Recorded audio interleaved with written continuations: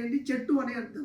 వృక్షాల్లో రాజైనటువంటి వృక్షవేది అంటే కల్పద్రుమం అంటే కల్పవృక్షము అని. ఒక ఇంట్లో కల్పవృక్షం ఉంటే ఇంటికి కావలసినవన్నీ కూడా అందిస్తూ అనుగ్రహిస్తూ ఉంటుందో, అట్లా మీ పిల్లల రూపంలో లక్ష్మీనారాయణుడు మిమ్మల్ని అనుగ్రహించి ఆ పేరు పెట్టమని మీకు సంకల్పం చేశాడో ఆ రూపంలో మీ ఇంట్లో కల్పవృక్షంలాగా ఉండి మీకు ఏమేం కావాలో అవన్నీ కూడా ఆ లక్ష్మీనారాయణ మీకు అనుగ్రహించాలి అని మనం సుఖంగా ఆనందంగా ఉంటామో, జీవితంలో ఏ భోగభాగ్యాలు అనుభవించాలో అవన్నీ అనుభవిస్తూ ఉంటామో, ఇకపైన ఏం కావాలి అంటే ఆగతా సుఖ సంపత్తి, ఇకపైన మేము సుఖాలు సంపదలు చూస్తూ రావాలి.